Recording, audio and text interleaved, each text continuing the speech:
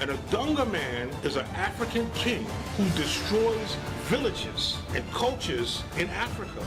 For their ancestors, selling us into enslavement. In wars or difficulties would capture other African groups. They would just allow some white people to come all up into their camp.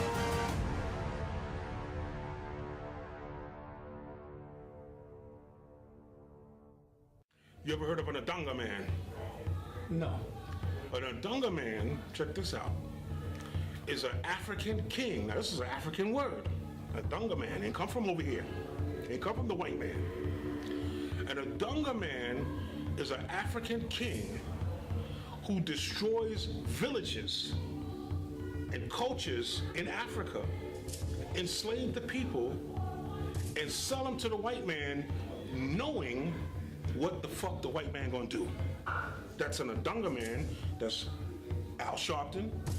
That's Jesse Jackson. That's all them Negro motherfuckers that's telling you, don't fight, don't riot, just be chill and march. You ain't no army, but you marching. Those are Adanggamen, okay? Mm-hmm. Because those Adanggamen not only sold slaves to Europeans, but to Moors. The Moors treated the slaves with some favoritism, but the European went in on the torture. Mm-hmm. Okay? So a lot of people don't know that. You hear people say, even hear some Africans say, oh, there wasn't no Africans enslaving people and we didn't have that sophistication. Right. Bullshit. Right. You know the story that we got when we were kids, that your ancestor was out on one Sunday with his girlfriend and some white man jumps out of the bush and throws a net over him? It's not how it happened. Slavery was big business. Africans sold other Africans to the Europeans. And for us, a slave castle is like Auschwitz. This very dungeon housed between 150 and 200 women for 3 good months. This is where they slept, yes, but the place was much overcrowded, so there wasn't enough space for one even to lie down. Did Africans trade black people? Yes. Hell yes. And for those of us who are so sensitive and don't want to believe that, I mean, you just can't bring yourself to believe it because I don't know why, but, you know, we got these romantic ideas that, you know, black people were so dumb and stupid that they would just allow some white people to come all up into their camp and just take it over with, you know, just with ease and shit, just because they got guns. No, it didn't work like that. Them Peckerwoods could not come up in there without coming to see the head man, okay? The head people. They couldn't do it. The society wasn't even set up like that. So what happened was, these people, these other Africans, saw that, you know, because they were having their problems with other African, other African people. You know, they had wars and stuff like that. I mean, and human beings been doing that since the beginning of time. They had wars and stuff, and so, of course, they were, you know, taking on captives, trading captives with the Arabs, and, you know, incorporating them into their family life. You know, sometimes, as a matter of fact, sometimes slaves became part of the family. I mean, but one thing about that instance of trade is that the African who was enslaved was not stripped of his language. He was not stripped of his culture because he was still within the culture of African people. Ghanaian chiefs came together in ceremonies with African Americans. I was there, I saw it with my own eyes. And they apologized for their ancestors selling us into enslavement. They apologized and they opened the door for African Americans to come back to Ghana. And the Ghanaian government passed legislation giving land and citizenship to any African American who wanted to come back to Ghana. Now let us explain something that a whole lot of people have got misconceptions about. Whether the Africans had slavery before the Europeans. In the European sense, no. Servitude is not slavery. They had worse servitude here in the United States, whites against whites. many times the Africans in wars or difficulties would capture other African groups. These groups would have to work their way out of indenture, that the nature of African servitude one to the other had no relationship to the slave trade, that the slave trade was the greatest holocaust, the greatest drainage on a people in the history of the world. The Africans came from a society that was collective. The European came from a society that was individual. Two kinds of temperaments, two different people. So that's why that slave trade it differs on the African coast than it does in the Americas, because for that very reason is that you didn't totally dehumanize the African person, even though they were in bondage. They weren't, from what I've read. Now, I wasn't there, but I think I've read enough documentation that supports each other, independent of each other, to come to the conclusion that what was written was pretty accurate. So, these Africans who were basically from the beginning had their own, problems with some neighbors. When the Europeans come with this superior weaponry, which is guns and stuff like that, and now, because they having these difficulties with other people, the availability of something to overpower their enemy or protect themselves from their enemy was very inviting. I mean, wouldn't you? You know what I'm saying? So, and not only that, if you had to do it before your enemy got it. You know what I'm saying? Before your enemy bought it. Even though the final analysis is, them Peckerwoods was trading with everybody when it came to the enslaved Africans and the trading off of the guns and stuff. They was trading everybody. So they was fighting with each other with guns and, breaking off, going off into the interior, bringing African people out. I mean, that's how the slave trade progressed. That's what it progressed into, was that type of activity. I mean, it increased not only on the part of the European, but on the part of the African too. He had to step it up because he had competition from other nations. You know what I'm saying? Other nations. And I don't know if I'm using the right term when I say nations, but other African groups, other African tribes, other African people. They were in competition with these people. I'm trying to straighten out my necklace. I made that. I'm a jewelry designer. But anyway, just thought I'd put that plug in there. But anyway, so they began to step up on the trade. It was business. Not only that, not only the chiefs aside, you even had individual Africans who went into independent trade to be independent trade merchants, who had literal bands that would go into the interior. I mean, these were individual businessmen. They got them by name. That's what I'm trying to tell you and hoping you get it. You think that I'm gonna give them a pass? No, I am not. It was business for them just like it was business for the European. Okay? And they didn't give a damn about us being black. That's what I'm trying to tell you and hoping you get it, those of you who get a little attitude about this subject matter. That's basically, how it goes. I mean, that's common sense. That's why I do these common sense things, because some things are just common sense. I mean, if you a male or a female or whatever, you got a house, apartment, a hut or whatever, wherever you live in.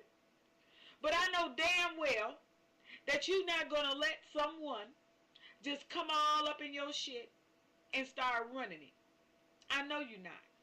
They're going to have to smooth their way in or slick their way in or whatever, because you go smite them off as soon as they cross the threshold. Come charging up in there talking that shit. Okay?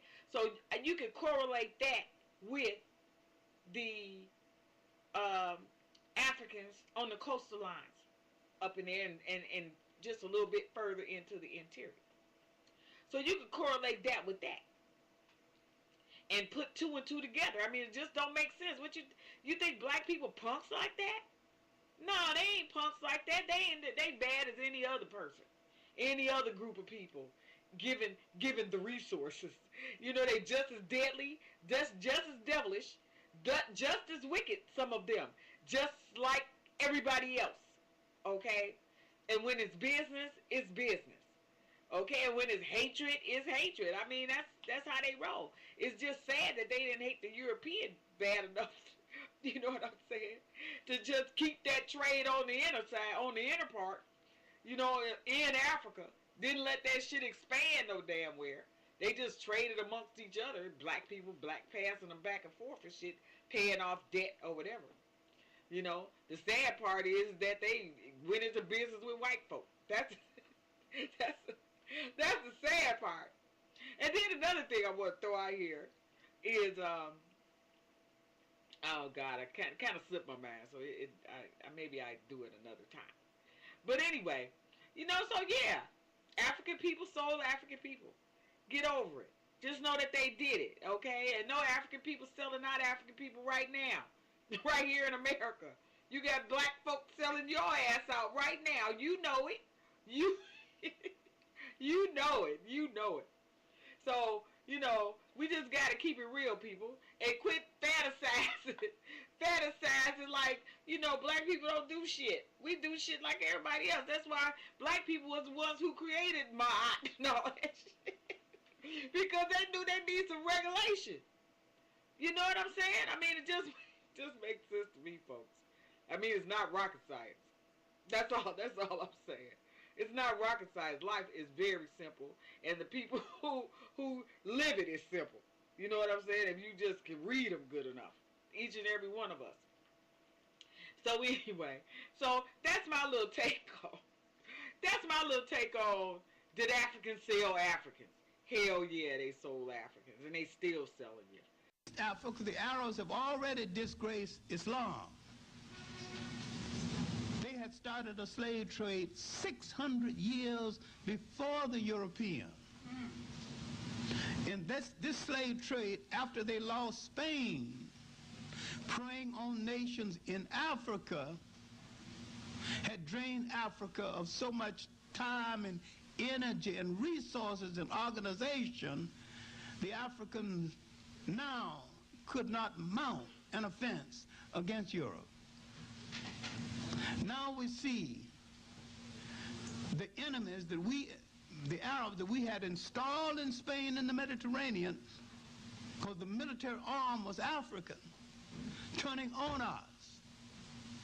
Now this is bigger than my skimpy explanation, because every ally we ever had has turned on us when it was his or her convenient to do so, left or right, and there is no exception. Now the Arabs have turned on the Africans, moved down from North Africa and destroyed the great nation states in inner Africa. Now they would increase the slave trade along the coast of West Africa, the Portuguese and the Spaniards. Africa is in a bind now. East Africa is controlled by Arab slave traders. North Africa is controlled by Africans and Arabs returning from the conquest of Spain now that they've lost Spain. West Africa is arguing among themselves because they can't settle their family dispute. They will make a mistake by inviting the Portuguese to arbitrate their family dispute. Now, I've said this before, if you didn't learn anything from Godfather 1 and 2, you never, absolutely never, invite an outsider to settle a family dispute. Never. Sober up old drunken Uncle Willie and let him settle it. But it must be somebody from within the family. Now the African is in a bind. by the European. The African was not in the slave trade, and you let people beat you over the head with nonsense because you have not studied African culture to understand that the nature of African servitude, one to the other, had no relationship to the slave trade, that the slave trade was the greatest holocaust, the greatest drainage on a people in the history of the world. Africans had no ships that he could connect 3 continents. And even if the African was in the slave trade, he could not have brought it off. He didn't have a ship that would hold 100 people along the coast. Most of big fishing boats and river boats. So he could never have brought off anything as massive as the Western slave trade. Couldn't have done it if he wanted to. Didn't have the facility anyway. I am not saying Africans were right in imprisoning their in holding their prisoners of war and making their prisoners of war work for them. Well, that's better than killing them, but I'm saying that they made a symbolic mistake and a tactical mistake when they hired the Portuguese to take captives from one part of Africa to the other and gave the Portuguese the illusion that they were in the same trade and had the same intentions for enslavement as the Portuguese. That was a mistake. It was a mistake because we did not know the European culture and we did not know the European mentality. Didn't know it then, don't know it now. Otherwise, you would behave differently. The Africans came from a society that was collective. The European came from a society that was individual. 2 kinds of temperaments, 2 different people. Now, in the Western world, you have become selfish, closed-door individuals. You get in your lonely room to think of something to tell your analyst, but if you had some friends, you wouldn't need any analysts. Because African society was so open, if you couldn't talk to anybody else, you can talk to the village gospelist, who was always available. That was a good drain off.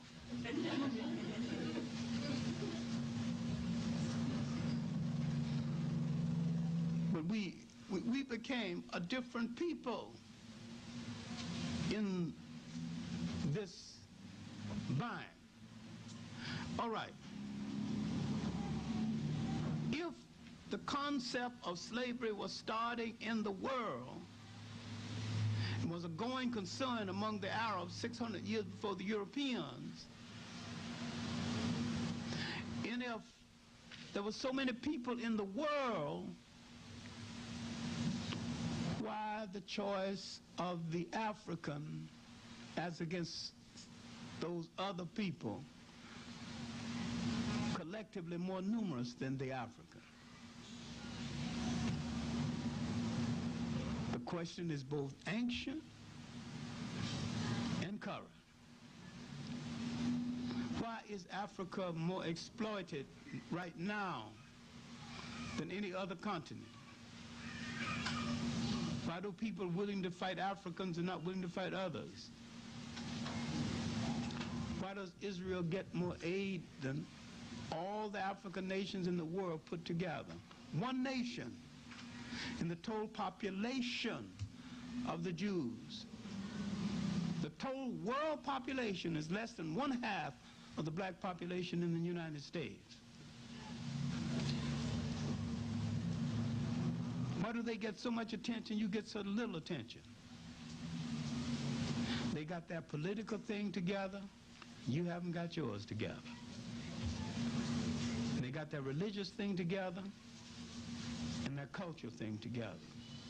Religion and culture are servants of a people. and they converted to service. With you, religion is religion. You don't make enough demands from anything, especially the people who take up your time and your resources. We are the true believers. We out Muhammad, out Pope to Pope. We believe in things in their purest form. Can't go to the right or the left. They said go to the center, we go to the center. So now we become the victims of our own culture as the needs of Europe began to expand. That's why they hire them motherfuckers. They ain't hiring you because you know too much. And you don't even want no fucking work for them niggas anyway. They ain't gonna pay you. I ain't had a job in 20 years. All right? So, I went to Mexico, right? Me and Arlene, we went to a Moorish meeting in Mexico. These niggas knew that you were the Olmecs. They knew, they said, oh, you the Moors. You are fathers, you are parents. They was breaking it down, yo. So it was like they worshiped you. So when I came back to the United States, because I took the bus all the way down there because I wanted to get off on every stop, stay in every state to get the energy to see what the fuck is going on. When I got off that boat from Mexico and got back to Florida, Virginia and all that, these niggas didn't know their fucking history from a hole in the fucking ground. And I'm talking about older, look, when you get a certain age, I don't give a fuck if you don't know nothing, there's certain shit you know, based on you just being alive that long. These niggas didn't know shit, a pork sandwich from their goddamn history. They didn't know a goddamn thing. And I'm talking about from Florida all the way up to fucking New York. And I could tell you some of the stories, but for me to repeat it, I'll have to relive it. So I ain't doing that shit. Mm-hmm. You know what I'm saying? Mm-hmm. So suffice it to say, you are the gods right here in New York. Whether you like yourself or like us or whatever, these are the gods, we are the gods here in New York. And no one else is doing it. And we complain and all of that, debate and all this kind of stuff. But brother, I traveled the whole East Coast, even all the way up to fucking Nova Scotia, up past Canada, on islands and shit. Now, the further up north you go, the more consciousness. But once I got out of Jersey, it was a wrap. So that means the white man don't give a fuck about them, and neither do you. That's a setup. That's an easy setup. Niggas got set up that way. So, are we Moors? Are we Hebrew Israelites? We all of that. Semitic people? We are all of that. So how come we arguing and debating? It ain't no argument, it's a debate, because the debate will bring out the truth. Okay, I got you. That's what that is. So you are, it's just like wherever you step your foot, Black's Law Dictionary says, under the word land, it says more. Okay? Mm-hmm. Under the word land, it says more. Okay. Let me tell you a little story about what happened in Africa. Niggas are so rowdy and wild in this village in Africa, the monkeys came down out of the fucking mountains and beat their ass and chased them fucking out of the damn village. That's just like the fucking Planet of the Apes movie, if you really look at it. Yo. So they're very powerful, and check this out. A lot of people don't know this. If you go down to Central Park Zoo and see that gorilla down there, that nigga is over 200 years old. Them niggas live up to 270 years so far. Okay? Why you don't live that long? And that's the fucking monkey. He only got 6 chakras, you got 7. Why you don't live that long? They 98% of our DNA, right? All animals are. 98%. All animals got basically the same, it's only a small percentage that's different between all the animals. But they all are connected to you through your chakras. They were put there to clean the earth. Death, when people die, when animals die, they clean it up, they eat it. All the animals work with nature, and that's why your ass better line up with nature, because the trees are knocking them upside the head every fucking day. Every time a storm comes, a cracker get knocked upside the head. Do you think you are greater than the animal, than the lion, than the tiger? We are them. Different? No, we are them. They are part of the filtration system that keeps the earth spinning. You're not better than them. They are not better than you. They are part of you. For instance, when you hear people talk about animal guides, what is the animal guide? That's your heart. What are you in your heart? A bear, a lion, a tiger? That's your heart. So those animals exist within you as an archetype. And they are there to do things in nature for you. That's why the chemists will always wear the heads. The zoo types, they wear the zoo types because that's what the person was in the heart. That's what the energy meant. The zoo, and Crawley used it too, in magic. They put on the horse head, this head, all these different heads because it represented a certain aspect of nature. Because they dealt with nature on the magical level. That is the magic. So all those men went to, she's scary, occult. It all boils down to one thing, Palo. Palo means plant magic. It means nature. That's the scariest shit on planet Earth, because all you gotta do is go out in the woods at night with no lights and shit. Your ass, you can be a scared motherfucker. Okay, I've been there. Trust me, I've been there. That shit is scary like a motherfucker. You don't know where to step. You don't know which direction. You can't see shit. It's pitch black. And you hear shit moving. Okay, so the whole aspect of the devil and the concept of evil comes from nighttime and being out in the damn woods where the shit was scary. Dreams really are part of your physical reality. Every day you live your life, you gotta go to sleep at night so you won't fucking die and croak on a nigga. So all that information you didn't deal with while you was awake goes into the dream world, and it shows you a picture. Your mind is the camera. Your mind, the thoughts are the video feed. The eyes are the camera. The lens. Yeah. So you are projecting out those thoughts every time you either think a thought or have a dream. The dream is only telling you what you did not understand and deal with while you were awake. And it's saying, hey, check this story out. Maybe this will help you. So it put together like in a story. So and then it send it back to you. Meaning, you got to really try to decipher what you dreamed about. Let's say I have a nightmare. Nightmares are bad. And I woke up. You got to really try to decipher what's going on. You better. It's like trying to tell you something, prepare you for the future or something like that. So you got to figure out this. No, it's telling you, yo, if it's a nightmare, it's saying, yo, this is a fucking emergency. You got to deal with this shit right away. That's what a nightmare is. A dream is different. Right. A dream just giving you the breakdown. Okay. But if you have it more than once, that's an emergency too. What about a wet dream? Wet dreams are good. Reason why they're good is because if it's a man and a woman, if say like you have what else is gonna be, bro? Me and you talking, man. Bro, we walking out here. Be a man and a woman. No. You go out here, look, niggas, yo, there's fucking homos every goddamn. Everywhere. What you talking about? These niggas, yo. But if it's you dreaming of having a wet dream with a woman, that means that you need to connect to your feminine energy. What is feminine energy? Physical reality. Male energy is spiritual energy.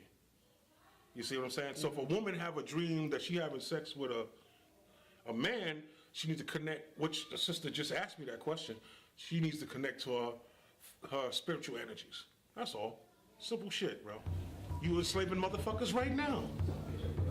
The Africans that come here are trying to enslave your ass now. What are you talking about? What you mean by that? What do you mean? What do you mean? I want you to go in on that. Well, look, I'm telling you right now, and I have nothing against, everybody's different. Everybody have their own personality, and I'm not saying it as a whole, but they come here, they take these jobs, they treat you like shit. That's right. Okay? They do everything the European, that's why they hire them motherfuckers. They ain't hiring you because you know too much. Paid the geograph his customs. 30 barrels, 2 kegs, and 11 flasks rum. And so it went. European slave traders found themselves bargaining with local African elite, who set the terms of trade.